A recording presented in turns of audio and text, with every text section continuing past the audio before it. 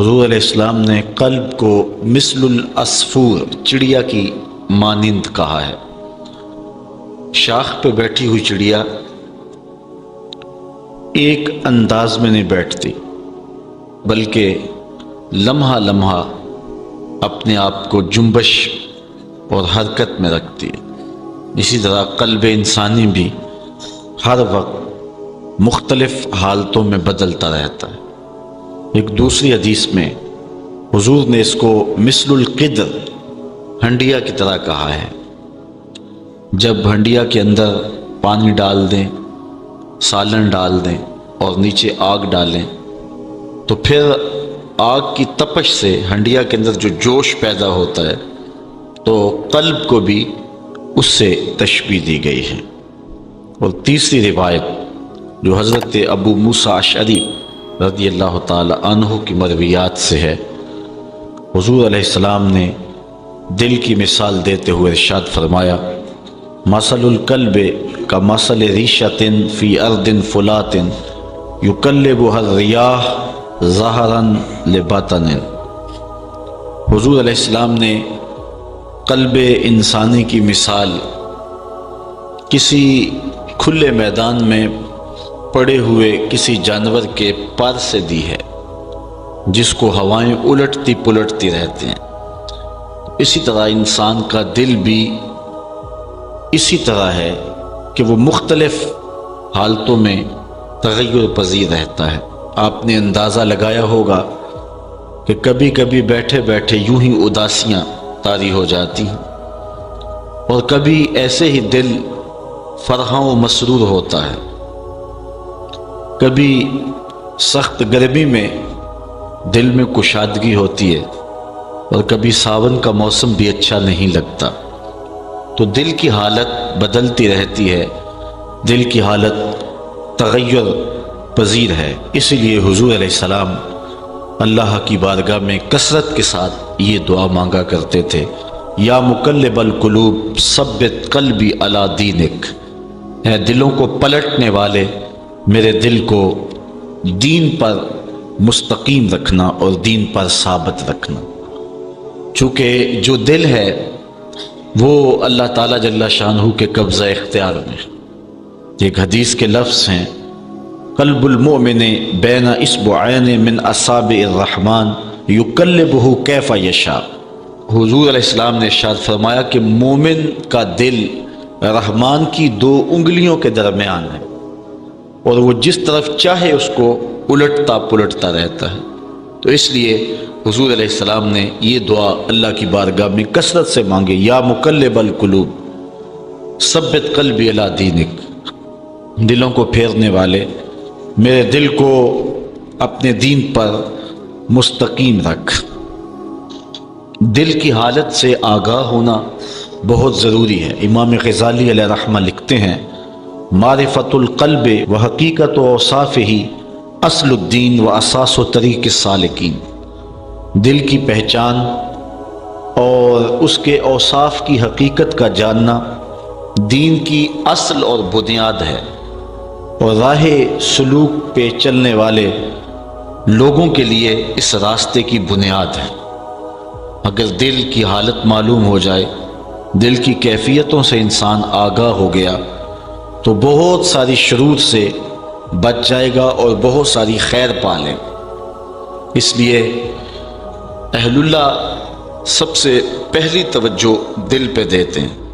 بالخصوص طریقہ نقش بندیہ میں جب کوئی سالک داخل طریقت ہوتا ہے تو حضرات مشائخ نقش بندیہ سب سے پہلے اسے ذکر قلبی کی تلقین کرتے ہیں، اور اپنے دل پر دھیان رکھا جائے اور اللہ تعالیٰ کا ذکر کثرت سے کیا جائے تاکہ دل کی حالت سدھرے۔ حضور علیہ السلام نبی رحمت شفیع معظم صلی اللہ علیہ وسلم کا ایک فرمان سنیے: الا ان فی الجسد لمضغہ اذا صلحت صلح الجسد کلہ واذا فسدت فسد الجسد کلہ الا وہی القلب۔ فرمایا انسان کے جسم میں گوشت کا ایک ٹکڑا ہے، جب وہ صحیح ہو جائے تو پورا جسم صحیح ہو جاتا ہے، اور جب وہ خراب ہو جائے تو پورا جسم خراب ہو جاتا۔ پھر فرمایا سنو، گوشت کے اس ٹکڑے کا نام دل ہے، دل کی اصلاح پہ پورے بدن کی اصلاح موقوف ہے، اور دل کی خرابی پورے بدن کی خرابی کا باعث ہے۔ جس طرح قلب صنوبری انسان کا یہ دل جو کہ اطباء حکماء کا موضوع ہے، اگر یہ دل خراب ہو جائے تو سارے بدن پر اثرات مرتب ہوتے ہیں، اسی طرح قلب حقیقی اگر خراب ہو جائے تو انسان کے سارے اعمال پر اور احوال پر اثر انداز ہوتا ہے، اور اگر وہ صحت پا جائے تو سارے احوال اور اعمال پر اس کے فوائد مرتب ہوتے ہیں، کیونکہ انسان اپنے دل کے تابع ہے۔ موسم اچھا تھا، ساون کی جھڑی لگی تھی، کسی نے کہا آؤ نا ذرا باہر نکلیں اور موسم اور رت کا لطف اٹھائیں۔ اس نے کہا میرا جی نہیں چاہ رہا۔ جب جی نہیں چاہتا تو انسان کی ٹانگیں حرکت نہیں کرتی۔ بھوک لگی تھی اور اچھا اور خوبصورت کھانا تھا، کسی نے کہا دو لقمے لیں، اس نے کہا جی میرا جی نہیں چاہ رہا۔ جی نہیں چاہے گا تو ہاتھ حرکت میں نہیں آئیں گے۔ منظر بڑا خوبصورت تھا، دھنک کی شوخیاں تھی اور قوس قزح کے رنگ نکھرے ہوئے تھے، اور افق پر ایک عجیب تازگی تھی۔ کسی نے کہا ذرا اٹھے نا، ذرا چھت پہ آئیں اور میرے ساتھ اس منظر کو دیکھیں، تو وہ کہتے ہیں میرا جی نہیں چاہتا۔ جی نہیں چاہے گا تو آنکھ جنبش نہیں کرے گی، جی نہیں چاہے گا تو ٹانگیں حرکت نہیں کریں گے، جی نہیں چاہے گا تو ہاتھ جنبش نہیں کریں گے۔ الفاظ کا ذخیرہ تھا، لوگ سننے کے لیے آمادہ تھے، علم کا خزانہ سینے میں تھا، لیکن بندہ کہتا ہے آج میرا بولنے کو جی نہیں چاہتا۔ تو جب انسان کا جی نہیں چاہے گا، دل نہیں چاہے گا، تو زبان حرکت میں نہیں کرے گی۔ تو انسان کے دل کے تابع انسان کے اعضاء ہیں، جو دل چاہے گا وہی اعضاء کریں گے۔ دل چاہے تو برستی بارش میں آگے ہیں کہ نہیں؟ دل نے چاہا اور دل آپ کو کھینچ کے لے آیا۔ یہ تو کوچہ محبوب میں سر کے بل بھی لے جاتا ہے۔ جب دل چاہے تو پھر انسان جلتی ہوئی آگ کے شعلوں میں بھی ہنس کے باتیں کرتا ہے۔ تو جب دل چاہے تو پھر یار کے کوچے میں ملامتیں سہنا بھی دشوار نہیں ہوتا۔ تو یہ سب کچھ دل کی کہانی ہے نا۔ اور اگر دل نہ چاہے تو سجی ہوئی سیج کو لیٹنے پہ بھی جی نہیں چاہتا ہے۔ دل نہ چاہے تو نغمے بھی لطف نہیں دیتے ہیں۔ دل نہ چاہے تو موسموں اور رنگوں اور جو ہے وہ حالات کی خوبصورتیاں بھی انسان کو راغب نہیں کرتی ہیں۔ تو سب کچھ انسان کے دل پہ موقوف ہے۔ اسی لیے علامہ اقبال نے جس شخص کو اپنا مرشد مانا ہے، جس کو مولانا روم کہتے ہیں، اور اقبال نے جس کو مرشد مان لیا، ایسے ہی تو نہیں مان لیا۔ ہمارے جیسے وہ لوگ تو نہیں تھے کہ آج لوگ بعد میں مسئلہ پوچھتے پھرتے ہیں کہ میری بیعت بھی ہوئی ہے کہ نہیں ہوئی۔ ہوا کیا جی، مجھے کسی نے دھکا دے دیا تھا تو میں بیعت ہو گیا تھا۔ آج تو جو ہے وہ معاملے ایسے الٹ ہو گئے ہیں۔ یہ تو دل کا سودا ہے، اور دل اس کو دیں گے جو دل بر ہو، اور جو دل بر ہی نہ ہو اس کو دل دینے کا فائدہ کیا؟ تو اقبال نے خوب چھانا اور خوب کھنگالا، بلکہ خود کہتا ہے اسی کشمکش میں گزری میری زندگی کی راتیں، کبھی سوز و ساز رومی، کبھی پیچ و تاب رازی۔ میں سوچتا رہا کہ میں کس شخص کو اپنا مرشد مانوں، رومی کو مانوں یا رازی کو مانوں؟ چونکہ اقبال ایک فلسفی بھی تھا، اس کی عقل، اس کا فلسفہ اس کو بلاتا تھا رازی کی طرف کہ استدلال کا شہنشاہ ہے فخر الدین رازی، تو تیری بیعت اس کے ہاتھ پہ ہونی چاہیے، چونکہ بات کو جس ڈھب سلیقے اور دلائل کے ساتھ کرتا ہے تو ایک فلسفی ہے، ایک منطقی ہے، تو تیرا روح سخن ادھر ہونا چاہیے۔ لیکن پھر رومی کا انداز اسے بھاتا کہ رومی کا حملہ دل پر ہوتا ہے، جب بات کرتا ہے تو سیدھی دل میں ترازو ہوتی ہے، پھر اس کا رجحان رومی کی طرف ہو جاتا۔ تو کہتا ہے میری زندگی کی کئی راتیں اسی پیچ و تاب، اسی ادھیڑ بند میں گزری کہ میں رومی کو اپنا مقتدا بناؤں یا کہ رازی کو اپنا امام مانوں۔ اسی کش مکش میں گزری میری زندگی کی راتیں، کبھی سوز و ساز رومی، کبھی پیچ و تاب رازی۔ اور ایک نظم میں چل کے آگے اس نے لکھا کہ نئے مہرہ باقی ہے، نئے مہرہ بازی، جیتا ہے رومی، ہارا ہے رازی۔ وہ کہتے ہیں ایک وقت ایسا بھی آیا کہ رومی جیت گئے اور رازی ہار گئے، اور میں نے رومی کو اپنا مرشد اور اپنا ہادی مان لیا۔ اور اقبال پھر انہیں مرشد رومی اور خود مرید ہندی اپنے آپ کو قرار دیتے ہیں۔ تو علامہ رومی کو جنہوں نے مرشد مانا ہے انہوں نے سوچ سمجھ کے مانا ہے، تو دل کے حال سے علامہ رومی نے جو بات کہی وہ حد کر دی۔ وہ کہتے ہیں دل بدست آور کے حج اکبر است، از ہزاراں کعبہ یک دل بہتر است، کعبہ بن گاہ خلیل اطہر است، دل گزر گاہ جلیل اکبر است۔ کہتے ہیں دل کو قابو میں لے آ، یہی حج اکبر ہے، یہی بڑا حج ہے اگر دل قابو میں آ گیا۔ وہ کیسے؟ از ہزاراں کعبہ یک دل بہتر است، ہزار کعبے سے ایک دل بہتر ہے۔ حضور علیہ السلام نے فرمایا کہ اے کعبہ تیری بڑی عظمت ہے، لیکن مومن کی آبرو، اس کی عزت، اس کا مال اور اس کی جان تیرے سے زیادہ قیمتی ہے۔ حضور نے کعبۃ اللہ کو مخاطب کر کے فرمایا، پھر جو پاک دل ہے تو اس کی پھر کیا شان ہوگی۔ اس لیے مرشد رومی حضرت اقبال کے مرشد آپ کہتے ہیں دل بدست آور، دل کو قابو میں کر لے، حج اکبر است، یہ بڑا حج ہے، از ہزاراں کعبہ یک دل بہتر است، ہزار کعبے سے ایک دل بہتر ہے۔ کیوں؟ دلیل کیا ہے؟ کعبہ بن گاہ خلیل اطہر است، دل گزر گاہ جلیل اکبر است، اس لیے کہ کعبہ حضرت ابراہیم خلیل کی بنیاد کردہ شے ہے، اور جو دل ہے وہ رب جلیل کی گزرگاہ ہے، اس لیے ہزار کعبے سے ایک دل بہتر۔ اور حضور کا یہ فرمان بھی اذا صلحت صلح الجسد کلہ واذا فسدت فسد الجسد کلہ، جب یہ ٹھیک ہو گیا پورا جسم ٹھیک ہو گیا، یہ خراب ہو گیا تو پورا جسم خراب ہو گیا۔ اور پھر خود فرمائے الا وہی القلب، سن لو گوشت کے اس ٹکڑے کو دل کہتے ہیں، اس کی اصلاح پہ پورے بدن کی اصلاح موقوف ہے۔ اسی لیے حضرت باجزید بستامی کہتے ہیں میں 10 سال تک اپنے دل کے دروازے پہ بیٹھا رہا اور دل میں غیر کو نہیں جانے دیا۔ 10 سال تک میں نے دل کا پہرا دیا، غیر خیال کو نہیں دل میں داخل ہونے دیا۔ پھر فرماتے ہیں 10 سال تک میرے دل نے میرا پہرا دیا، مجھے نہیں بھٹکنے دیا، اور اب برابر 20 سال ہو گئے ہیں، دل کو میری خبر نہیں، مجھے دل کی خبر نہیں، وہ اپنے کام میں لگا، میں اپنے کام میں لگا۔ تو دل کی اصلاح پہ پورے بدن کی اصلاح موقوف ہے۔ حضور علیہ السلام نے جب تقوی کے بارے میں ارشادات لوگوں تک پہنچائے تو وہاں حضور نے یہ بات خاص طور پہ کہی التقوی ہا ہونا و اشارہ الی القلب، حضور نے فرمایا کہ تقوی یہاں ہے، اور اشارہ کیا حضور نے اپنے قلب اطہر کی طرف۔ تو پھر تقوی کا مرکز بھی دل ہوا، اتقاء کا نور بھی دل میں ہی ہے، تو تقوی کے اجالے اور روحانیت کا مرکز، بلکہ حضرات صوفیہ دل کو کائنات صغیر کہتے ہیں، یہ چھوٹی کائنات ہے، پوری کائنات کو سمیٹ کے اس کا جو خلاصہ ہے وہ حضرت انسان ہے، اور حضرت انسان کا خلاصہ اس کا دل ہے۔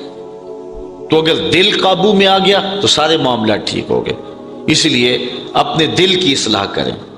حضور علیہ السلام کا فرمان سنیے، حضور نے ارشاد فرمایا الشیطان جاسم علی قلب ابن آدم فاذا ذکر اللہ خانسا واذا غفل وسوسہ، شیطان اولاد آدم کے دل پہ قبضہ جماتا ہے، اسے بھی پتا ہے کہ مرکز یہ ہے، ہیڈ کوارٹر یہ ہے، تو وہ بھی انسان کے قلب پہ حملہ آور ہوتا ہے۔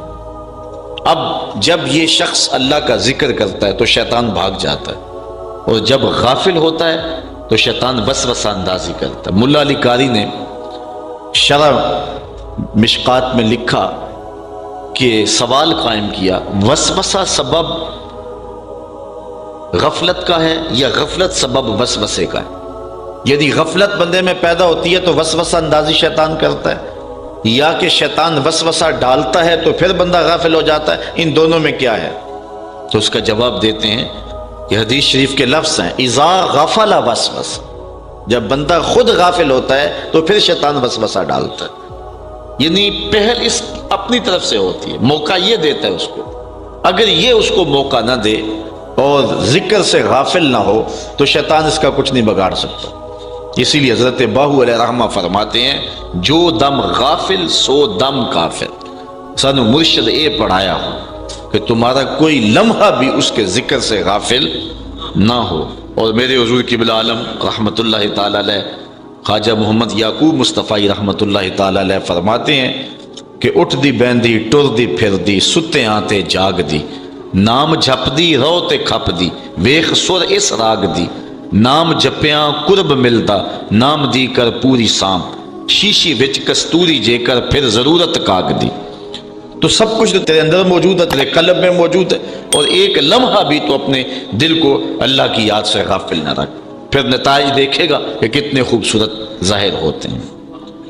تو یہ دل تقوی کے نور سے عبادت ہو جائے تو پھر روشن ہو جاتا ہے، اجالے پا لیتا ہے، لیکن اگر تقوی سے یہ دل خالی ہو جائے تو پھر شیطان کی آماج گاہ بن جاتا ہے۔ اس لیے اس دل کی حفاظت پہ پورے بدن کی حفاظت موقوف ہے۔ اگر شیطان کے ہتھے چڑھ جائے گا تو پورا بدن وہ کرتا ہے جو دل چاہتا ہے، اور دل وہ کرے گا جو شیطان چاہے گا، تو پھر پورا نظام شیطان کے قبضے میں چلا گیا۔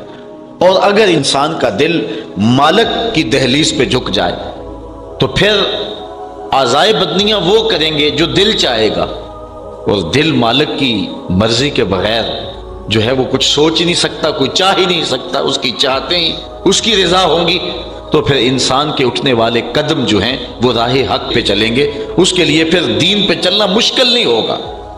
سحری کا اٹھنا مشکل صحیح، لیکن اگر کسی کی زندگی کا لطف ہی ان آنسوؤں میں رکھ دیا جائے تو پھر اس کے لیے مشکل نہیں رہتا، اللہ تعالیٰ اس کے لیے پھر آسان کر دیتا ہے۔ اس لیے اس دل کی اصلاح کر لیں، اگر دل ٹھیک ہو گیا تو پھر پورا بدن ٹھیک ہو گیا۔ اور نیکی اور بدی اس کا مرکز جو ہے وہ دل ہی ہے۔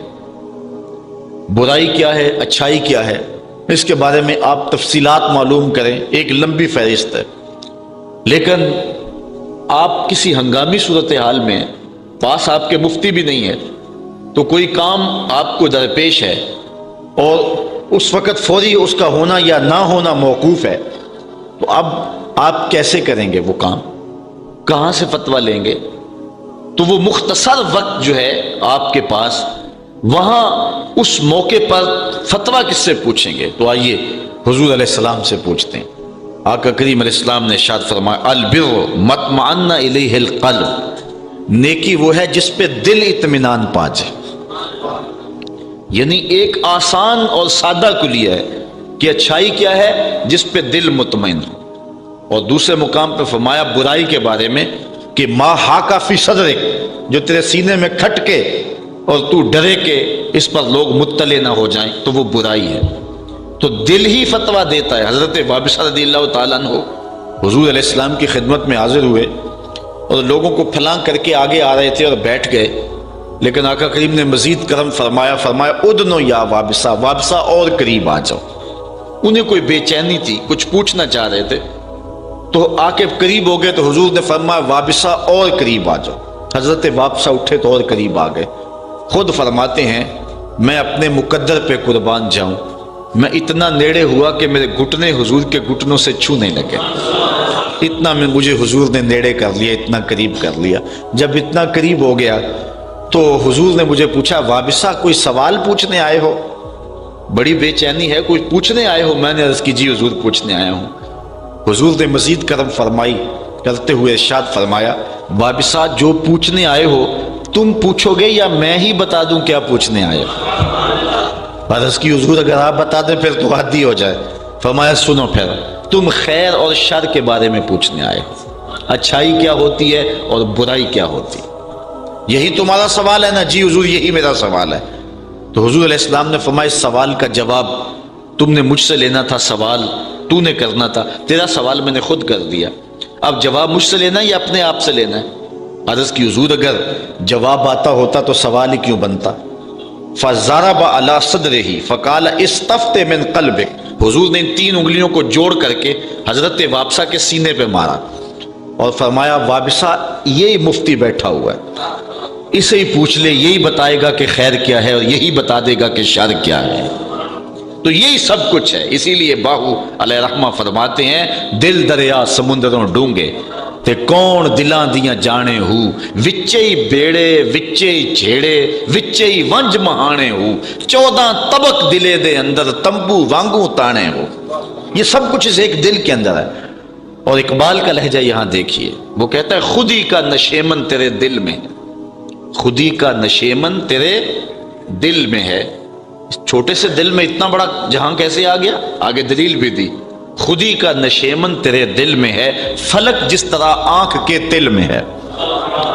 ساری آنکھ روشن نہیں ہے، آنکھ میں سیاہ دارہ ہے، وہ بھی سارا روشن نہیں ہے، اس میں پھر ایک سیاہ نقطہ ہے، اور اتنا بڑا آسمان ایسے نظر اٹھائی وہ آنکھوں میں سما گیا۔ اقبال کہتا ہے اتنا بڑا فلک آنکھ کے چھوٹے سے تل میں آ گیا نا تو پوری کائنات پھر تیرے دل میں آ گئی۔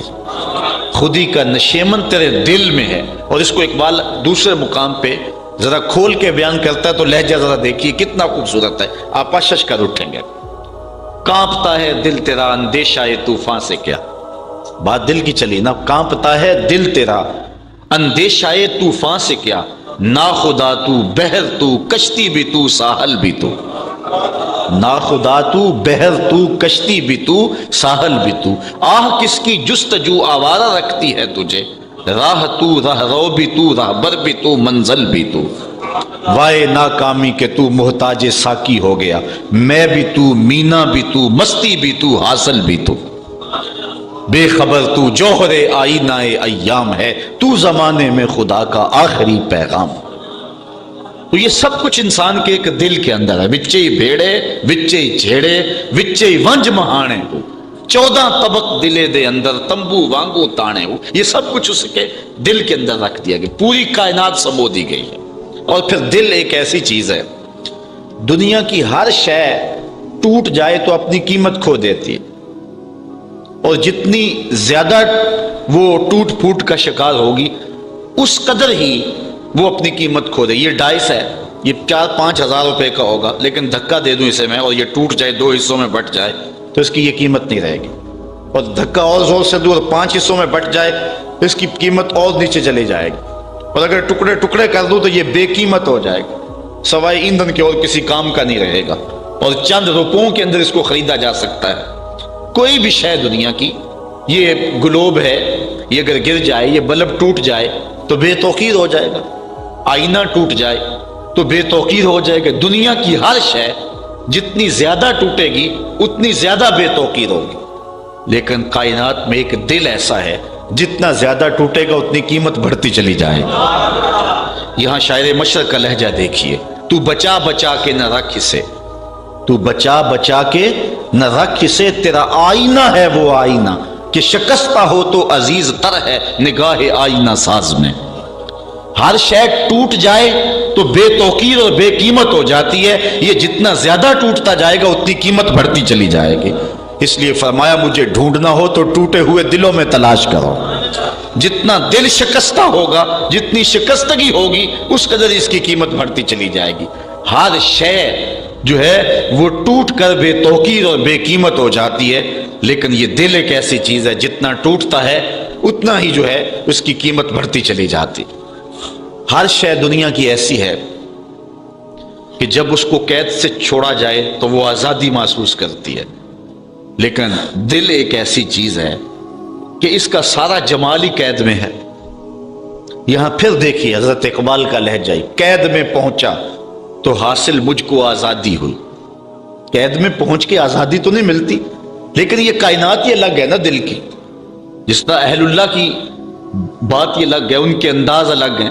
لوگ دیدار کرنا ہو تو آنکھیں کھولتے ہیں، اہل اللہ دیدار کرنا ہو تو آنکھیں بند کرتے ہیں۔ مکتب عشق کا اپنا دستور ہے نا، اگر دنیا کے مکتب پہ جو سبق یاد کرے اسے چھٹی ملتی ہے، اور اس درس گاہ میں جو سبق یاد کرے اسے چھٹی نہیں ملتی، تو یہ دل کی کیفیت الگ ہے۔ قید میں پہنچا تو حاصل مجھ کو آزادی ہوئی، دل کے لٹ جانے سے اس گھر کی آبادی ہوئی۔ جتنا زیادہ لٹے گا اس قدر ہی یہ آباد ہوگا۔ وہ دل جو لٹا نہیں ہے وہ دل آباد ہی نہیں ہے، وہ دل ہی نہیں ہے جو لٹا نہیں ہے۔ دل تو وہ دل ہے جو لٹا ہے اور سرے راہ لٹا ہے، اور جتنا زیادہ لٹا ہے اتنا ہی تو آباد ہے دل۔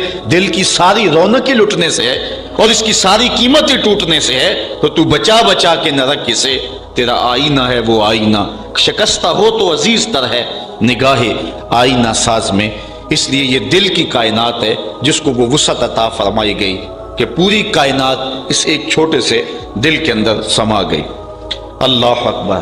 اور سنیے، انسان واعظ و تلقین نصیحت باہر سے سنتا رہے اور برسا بر سنتا رہے، اس کے اثرات مرتب نہیں ہوتے، اور اگر اندر سے دل سے بات نکلے تو حضور علیہ السلام کا ایک فرمان ہے، ارشاد فرمائے اذا اراد اللہ بعبد خیرا جعل له واعظا من قلبه، جب اللہ تعالیٰ کسی بندے کی بھلائی کا ارادہ کرتا ہے تو اس کے دل کو اس کا واعظ بنا دیتا ہے، اس کا دل اس کو تلقین کرتا ہے، پھر حالات بدل دیتے۔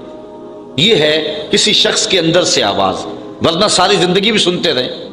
کئی دفعہ آپ دیکھتے نہیں ہیں کہ ایک آدمی بہت زیادہ مجالس میں بھی جاتا ہے لیکن بدلتا نہیں ہے، لیکن اچانک کوئی بات اندر سے اٹھتی ہے، دنیا کی دنیا بدل جاتی۔ اسی لیے وہ کسی نے کہا تھا نا، کعبے گیا گال نہیں مکدی جے دلوں نہ مکائیے۔ تو بات تو یہ ہے کہ اندر سے اٹھے، اندر سے اٹھے تو پھر کائنات تبدیل ہو جائے گی۔ تو یہ دل ہے کہ جو انسان کو خیر اور شر کی طرف ڈال دیتا ہے، اور اگر کوئی شخص اس دل کو، جو کہ انسان کا ایک بہترین واعظ ہے، اس کو مردہ کر دے اور اس کو برباد کر دے، اس کی بربادی کیسے ہے؟ عدم ذکر اور گناہوں کی کثرت۔ حضرت میمون بن مہران رضی اللہ تعالی عنہ روایت کرتے ہیں اذا اذنب العبد ذنبا نکت فی قلبہ نکتۃ سوداء، جب کوئی بندہ برائی کرتا ہے تو اس کے برائی کی وجہ سے اس کے دل پر سیاہ رنگ کا ایک نقطہ پڑ جاتا ہے۔ اگر وہ توبہ کر لے تو تدارک ہو جائے گا، لیکن اگر توبہ نہیں کرتا اور گناہ کے بعد پھر دوبارہ گناہ کرتا ہے تو اس نقطے کے ساتھ ایک اور نقطہ مل جاتا ہے، حتیٰ کہ اس کا پورا دل جو ہے وہ سیاہ ہو جاتا ہے۔ اور جب پورا دل سیاہ ہو جائے پھر کوئی بدی اس کے لیے تکلیف کا باعث نہیں ہوتی۔ جیسا کہ فرمایا گیا کہ مومن گناہ کرتا ہے تو یوں محسوس کرتا ہے جس طرح احد پہاڑ کے نیچے آ گیا، ابھی گرے گا اور مجھے کچل دے گا، جلدی سے توبہ سے تدارک کرتا ہے۔ اور منافق گناہ کرتا ہے تو اس کی کیفیت یہ ہوتی ہے جس طرح بدن پہ مکھی بیٹھی تھی، ہلکے اشارے سے اڑا دیا، کام کاج میں امور زندگی میں کوئی فرق نہیں پڑا۔ تو منافق کی یہ کیفیت ہے، جو کہ سیاہ دل ہو چکا ہوتا ہے۔ جو چادر سفید ہو اس کے اوپر داغ لگ جائے تو محسوس ہوگا، جب تک دھوئیں گے نہیں، تدارک نہیں کریں گے تو آپ محسوس کرتے رہیں گے، نفیس طبیعتوں کو اور زیادہ محسوس ہوگا۔ لیکن اگر اس داغ کے ساتھ ایک اور داغ لگ جائے، پھر تیسرا، پھر چوتھا، حتیٰ کہ پوری چادر داغ داغ ہو جائے، تو پھر کوئی نیا لگنے والا داغ طبیعت پر بوجھ کا سبب نہیں بنے گا، کیونکہ پوری چادر جو ہے وہ سیاہ ہو چکی ہے۔ اب کوئی نیا داغ طبیعت پر بوجھ کا سبب بھی نہیں ہے۔ انسان کے ضمیر کی چادر سفید ہو تو ایک گناہ بھی دل کے اوپر دھبا ڈالتا ہے تو اس کو بے چین کر دیتا ہے، لیکن جب دل کالا ہو جاتا ہے تو پھر اس کے بعد اس کے لیے نیا گناہ کسی پریشانی کا سبب نہیں ہوتا۔ اسی لیے میاں محمد بخش عارف کھڑی رومی کشمیر نے کیا خوبصورت بات کہی۔ اس نے کہا، او انسان، جب تو دنیا پہ آیا تھا تیرے ضمیر کی چادر پہ کوئی داغ نہیں تھا، تیرا دل ستھرا تھا، تو نے خود برباد کر لیا۔ اور کتنی خوبصورت نصیحت کی، چٹی چادر پھمڑا والی تے داغ نہ لامی جڑیاں، پھر نہ آکھیں حشر دہاڑے حال ربا کی بنیا۔ یہ چادر ہے۔ اور حضرت بابا بلے شاہ کا انداز بھی دیکھیے، وہ کہتے ہیں نفس پلیت پلیت چا کیتا اسی اصل پلیت تا ناسے۔ یہ نفس نے جو ہے وہ ہمارے اندر کو داغ داغ کر دیا۔ ہم فطرتاً پیدا ہوئے تھے تو بالکل پاک پیدا ہوئے تھے۔ جب بچہ پیدا ہوتا ہے اس کے ضمیر کی چادر پہ کوئی داغ نہیں ہوتا، لیکن جو عمر بڑھتی چلی جاتی ہے پھر گناہوں میں منہمک ہوتا چلا جاتا ہے اور پھر اپنے ضمیر کی چادر کو میلا کر لیتا ہے، پھر کوئی نیا داغ لگنے سے اسے محسوس ہی نہیں ہوتا۔ جو پکا نمازی ہو، 5 گانا نماز جماعت سے پڑھنے کا عادی ہو، اگر کسی دن نماز چھوٹ جائے تو سارا دن بے چین رہتا ہے کہ نہیں رہتا؟ اور جو 5 چھوڑ دیتا ہے اسے بے چینی ہوتی نہیں، اس لیے کہ اس کا ضمیر بالکل سیاہ ہو چکا ہے۔ اسی طرح جو کوئی شخص کسی انسان کو قتل کر دے، کتنا سخت دل ہی کیوں نہ ہو، اسے رات کو نیند نہیں آتی، قاتل بے چین رہتا ہے مقتول کے قتل کے بعد۔ لیکن جو عادی قاتل ہو جاتے ہیں وہ انسان کو قتل کرنے کے بعد یوں ہوتے ہیں جس طرح ایک مکھی مار دی ہے، اس لیے کہ دل سیاہ ہو چکا ہے، اب ان کے لیے جو ہے وہ پریشانی کا سبب بھی نہیں ہے۔ تو حضور علیہ السلام نے ارشاد فرمایا، حضرت میمون بن مہران روایت کرتے ہیں، جب کوئی شخص گناہ کرتا ہے تو دل کے اوپر ایک سیاہ رنگ کا نقطہ پڑ جاتا ہے، اگر وہ اس کی اصلاح کر لے، اس کو دھو لے، دل کو ستھرا کر لے تو دل پھر مزکا ہو جائے گا۔ اگر نہیں کرتا اصلاح تو پھر دوسرا نقطہ، پھر تیسرا نقطہ، حتیٰ کہ وہ پورے جسم کو اور پورے دل کو گھیر لیتا ہے اور پھر اس کے لیے کوئی مسئلہ نہیں ہوتا۔ شیطان انسان کے دل پر کیسے قابض ہوتا ہے؟ ایک تو وہ حدیث میں نے آپ کے سامنے رکھی جو حضور کا فرمان ہے، الشیطان جاسم علی قلب ابن آدم، انسان کے دل پر شیطان قبضہ جماتا ہے۔ جب یہ غافل ہوتا ہے تو وسوسہ اندازی شروع کرتا ہے، اور دل اگر پورا سیاہ ہو جائے تو پھر شیطان کے لیے معاملہ ہی آسان ہو گیا، کیونکہ سمجھو کہ دل کے قلعے کی دیواریں منہدم ہو گئی، اب شیطان جدھر سے مرضی آئے، جدھر سے مرضی جائے۔ ہاں، اب بھی اس کی اصلاح کا طریقہ ہے جو حضور نے ارشاد فرمایا۔ آقا کریم علیہ السلام نے ہمیں کسی معاملے میں بھی حضور نے تنہا نہیں چھوڑا۔ آقا کریم ارشاد فرماتے ہیں کہ لِكُلِّ شَيْءٍ سِقَالَةٌ وَسِقَالَةُ الْقُلُوبِ ذِكْرُ اللَّهِ، ہر شے کو زنگ لگ جائے تو اس کا زنگ کسی نہ کسی شے سے اتارا جاتا ہے۔ کپڑے میلے ہو جائیں تو صابن وغیرہ سے صاف کر لیتے ہیں، یہ لوہا میلا ہو جائے تو ریگ مار سے صاف کر لیتے ہیں، ہر شے کا زنگ کسی نہ کسی شے سے اترتا ہے۔ اب دل اگر میلے ہو جائیں گناہوں سے تو کیسے دل پاک ہوں گے؟ سقالۃ القلوب ذکر اللہ، کہا اللہ کا ذکر کرو دل ستھرے ہو جائیں گے، دل پاک ہو جائیں گے۔ جتنا زیادہ ذکر کرو گے اس قدر دل جلا پائیں گے اور دل نور پائیں گے۔ اور بزرگ صوفیہ فرماتے ہیں جب کوئی بندہ ذکر کرنے بیٹھتا ہے اور ایک مرتبہ کہتا ہے اللہ، تو اللہ تعالیٰ اس کی طرف نظر رحمت سے دیکھتا ہے، اور جس کی طرف اللہ نظر رحمت سے دیکھتا ہے اس کے 70 گناہ جل کے راکھ ہو جاتے ہیں۔ تو ایک مرتبہ اللہ کہنے سے 70 گناہ مٹ گئے، پھر یہ بار بار تکرار کرتا رہا تو دل جو ہے وہ آہستہ آہستہ مصفہ ہونا شروع ہو، دل سائیکل ہونا شروع ہو جاتا ہے، دل پاکیزہ ہونا شروع ہو جاتا ہے، اس کے اوپر سے غلاظت، گندگی اور جو دل کے اوپر چڑھا ہوا غلاف ہے وہ اتر جاتا ہے، اور دل پھر انوار پانے لگتا ہے۔ پھر اس کو ذکر بھی چاشنی دیتا ہے، اس کو فکر بھی لذت دیتا ہے، اس کو نماز اور سجدے میں بھی سرور ملتا ہے۔ جب دل پر نور نہ ہو تو پھر شکایت یہ ہوتی ہے نماز پڑھتے ہیں سرور نہیں ملتا، نیک عمل کرتے ہیں لطف نہیں آتا۔ اصل وہ دلوں کے اوپر حجابات آ چکے ہیں، دلوں کے اوپر پردے آ چکے ہیں، اگر وہ اتر جائیں اور وہ کثرت ذکر کے ساتھ جو ہے وہ پردے اتریں گے۔ اب دل 4 طرح کے ہیں، القلوب اربع، دل 4 طرح کے ہیں۔ ایک دل قلب اجرد فیہ سراج یظہر، ایک مومن کا دل وہ بالکل ایسے ہوتا ہے جس طرح چراغ روشن ہوتا ہے، اور مومن کے پاس جو بیٹھے اللہ اس کے دل کو بھی نور کر دیتا ہے۔ چونکہ دلوں سے نور کی شعائیں نکلتی، کسی زمانے میں لوگ اس بات کو نہیں مانتے تھے جو عقل والے تھے، لیکن اس زمانے کے اندر موجودہ سائنس نے اسیری لہروں کو تسلیم کیا ہے، اور وہ کہتے ہیں کہ جو شخص نیک ہے اس کے بدن سے وہ لہریں نکلتی ہیں، اچھے اخلاق والا، اچھے کردار والا، اور دوسرے پر وہ مرتب ہوتی ہیں، اور جو بدکار ہے، برا شخص ہے، اس کے بدن سے وہ لہریں نکلتی ہیں اور دوسرے پر مرتب ہوتی ہیں۔ اور حضور علیہ السلام نے صدیوں قبل یہ بات بتائی۔ حضور نے فرمایا اچھے آدمی کی صحبت ایسے ہے کحامل المسک، جس طرح کستوری والا شخص ہوتا ہے، عطار کی طرح ہے کہ اس کے پاس اگر آپ بیٹھیں تو خوشبو آتی رہے گی۔ فرمایا یا تو تمہیں دے گا تحفہ، یا تم اس سے خرید لو گے، یا نہ وہ تحفہ دے گا نہ تم خریدو گے، لیکن جب تک بیٹھو گے مشام جام معطر رہیں گے، اور گھر آؤ گے تو لباس میں خوشبو بسی ہوئی ہوگی۔ اس لیے اچھے بندے کی صحبت کو حضور نے جو ہے وہ کستوری والے عطار سے حضور نے تشبیہ دی، اور جو برا شخص ہے اس کی مثال حضور علیہ السلام نے بھٹی والے سے مثال دی، کہ جو شخص بھٹی والے شخص کے پاس بیٹھے گا یا تو کچھ چنگاری اڑے گی اور اس کے جسم اور کپڑوں کو جلا دے گی، اور اگر چنگاری اڑ کے اس کے بدن کو نہ بھی جلائے تو جتنی دیر بیٹھا رہے گا اس کی بدبو، اس کا دھواں اس کے لیے پریشانی کا باعث رہے گا۔ اس لیے اچھے آدمی کی صحبت کو اختیار کرنے کا حکم دیا۔ ہمارے مشائخ نقشبندیہ کا طریقہ یہ ہے، وہ کہتے ہیں کہ اچھے آدمی کی صحبت میں جا کے بیٹھ جاؤ، نہ تم کوئی بات کرو نہ وہ کوئی بات کرے، اس کے باوجود بھی من میں روشنیاں ہوں گی، من میں اجالے اتریں گے۔ اللہ اکبر۔ وہ میاں صاحب نے کہا تھا نا، چنگے بندے دی صحبت یارو جویں دکان اتاراں، سودا پاویں مول نہ لئیے ہلے آن ہزاراں۔ تے برے بندے دی صحبت یارو جویں دکان لوہاراں تے کپڑے پاویں کنج کنج بئیے چنکاں پین ہزاراں۔ تو اب جل جانے کا اندیشہ بہر صورت موجود ہے۔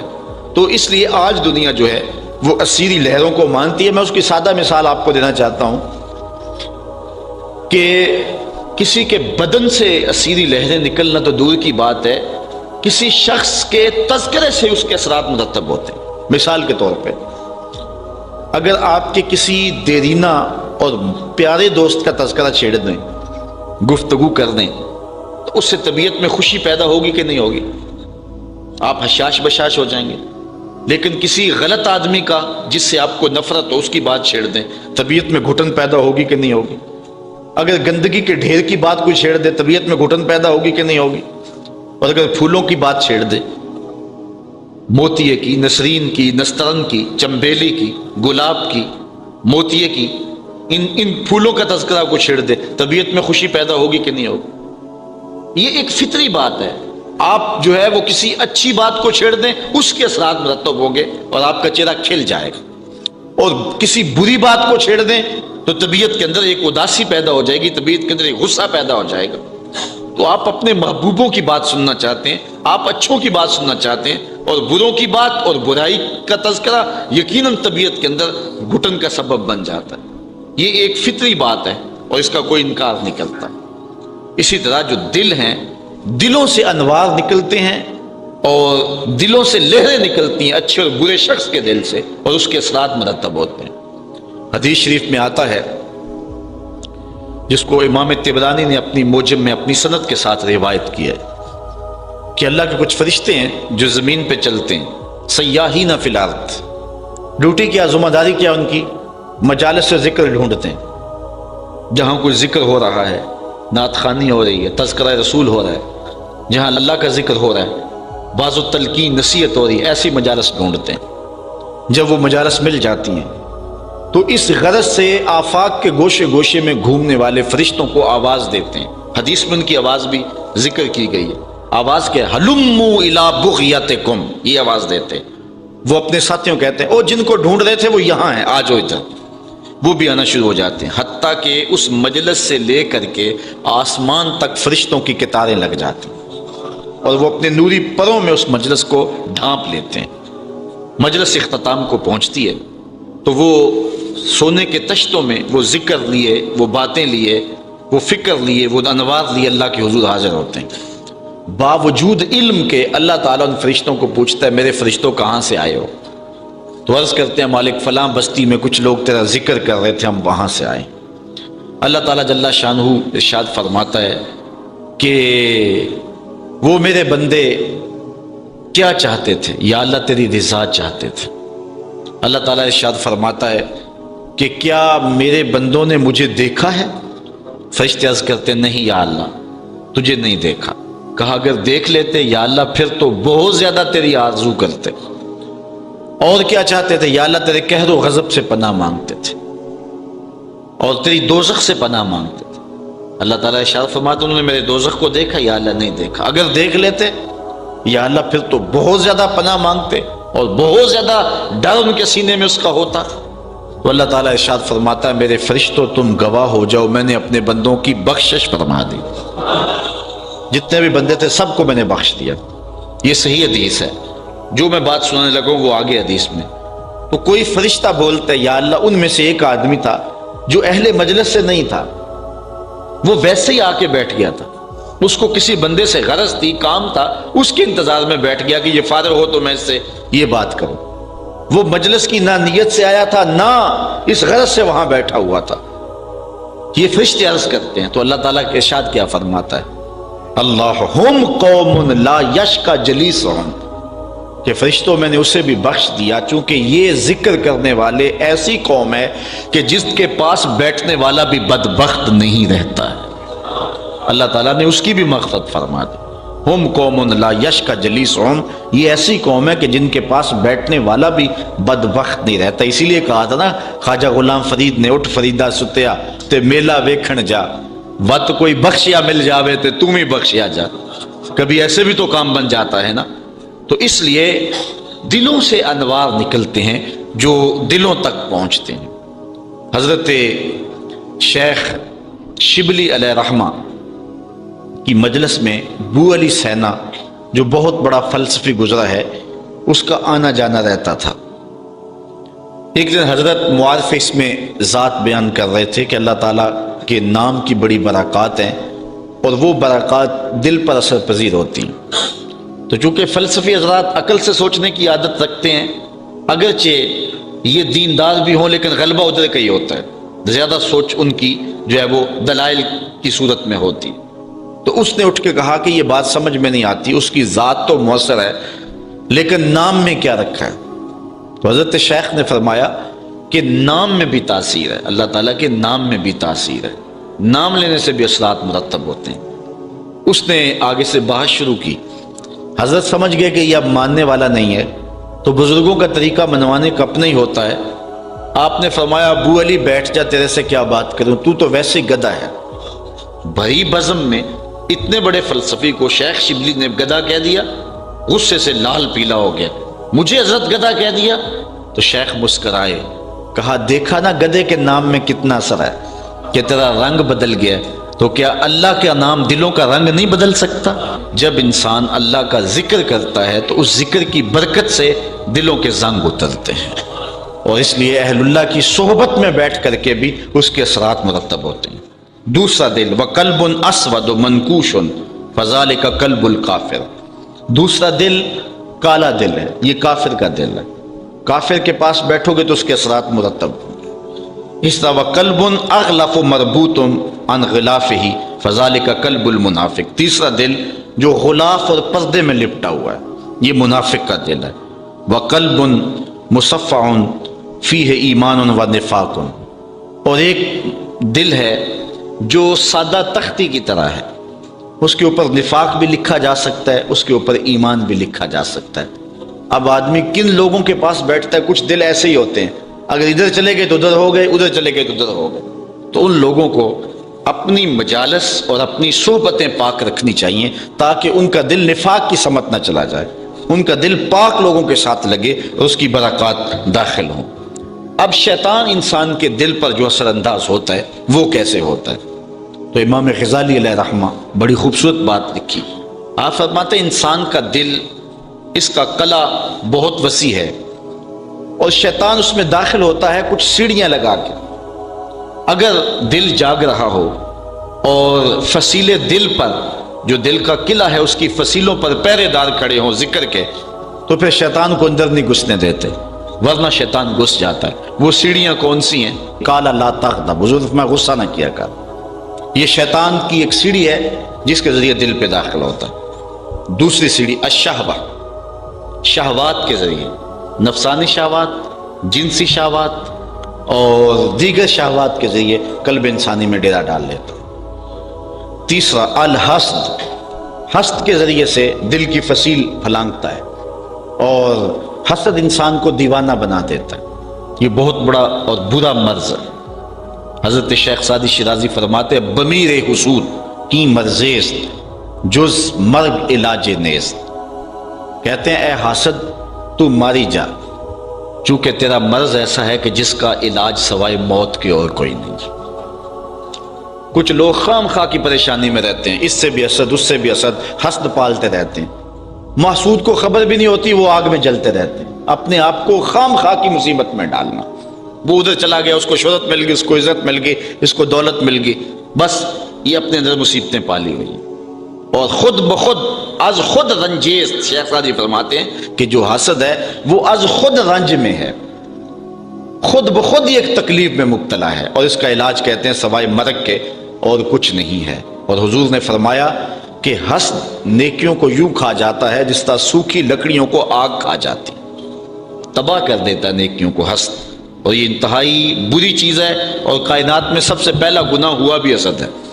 شیطان نے حضرت آدم علیہ السلام سے حسد کیا کہ یہ خلیفے بنائے جا رہے ہیں، میری باتیں کدھر گئیں؟ ابا واستکبر وکان من الکافرین، تکبر اور حسد اس کو لے ڈوبا اور اس نے جو ہے وہ تباہی کا راستہ اختیار کیا۔ آگے والحرص، لالچ، یہ بھی شیطان کی ایک سیڑھی ہے جس سے قلب انسانی میں داخل ہوتا ہے۔ جس دل میں حرص پیدا ہو جاتی ہے تو درہم و دینار سے نہ حرص پوری ہوتی ہے، نہ غلہ و دیگر اجناس سے اس کی حرص ختم ہوتی ہے۔ حضرت علامہ رومی نے بڑی خوبصورت بات لکھی، کوزائے چشم حدیثاں پر نہ شد، تا صدف کانے نہ شد پر در نہ شد۔ رومی مرشد اقبال کہتے ہیں کہ حدیث کی آنکھ کا پیالہ بھرتا ہی نہیں ہے، اور شیخ سعدی فرماتے ہیں پیٹ بھر جاتا ہے آنکھ نہیں بھرتی۔ آج ہر بندہ کہتا ہے جی میں 2 روٹیوں کے لیے لگا ہوا ہوں، بچوں کی روٹی کے لیے لگا ہوں، یہ جھوٹ ہے۔ کوئی کتنی کو کھا لے گا، لیکن یہ دوڑ لگی ہوئی، یہ حرص ہے، یہ لالچ ہے، جس سے ہر ناجائز کام کو بھی انسان اختیار کر لیتا ہے۔ الطمع فی الناس، یہ بھی ایک خواہش ہے، یعنی لوگوں کی خواہش کہ میرے ساتھ بہت سارے لوگ جو ہیں وہ مل جائیں اور میری ایک پارٹی اور میرا ایک گروہ بن جائے۔ یہ ایک صورت ہے شیطان کی، یہ بڑا باریک جال ہے اور اس سے بڑے بڑوں کو پھانس لیتا ہے۔ العجلہ، جلد بازی، یہ بھی شیطان کی ایک سیڑھی ہے جس سے دل کے قلعے میں داخل ہوتا ہے۔ الدراہم، اور امام غزالی فرماتے ہیں یہ درہم و دینار، یہ پیسے، یہ دولت، یہ بھی انسان کے دل کو برباد کرنے والی باتیں ہیں۔ اور پھر فرمایا البخل، جب پیسے مل گئے تو پھر اس کے بعد بخل کی مرض میں مبتلا کر کے انسان کے دل کو برباد کر دیتا ہے۔ اس عنوان سے بہت کچھ کہا جا سکتا ہے، لیکن 2 باتیں کہوں گا اور اپنی گفتگو کو سمیٹ لوں گا۔ ایک تو اللہ تعالیٰ جل شانہ نے سورہ فتح میں فرمایا کہ ہم نے کسی شخص کے سینے میں 2 دل نہیں رکھے، باقی اعضائے بدنیاں 2 ہیں، کان 2 ہیں، آنکھیں 2 ہیں، اس کے نتنے 2 ہیں، ہاتھ 2 ہیں، پاؤں 2 ہیں، لیکن زبان بھی ایک ہے اور دل بھی ایک ہے۔ بس اس اشارے کو سمجھیں کہ یہ ایک کیوں ہے۔ رب ہم سے چاہتا کیا ہے؟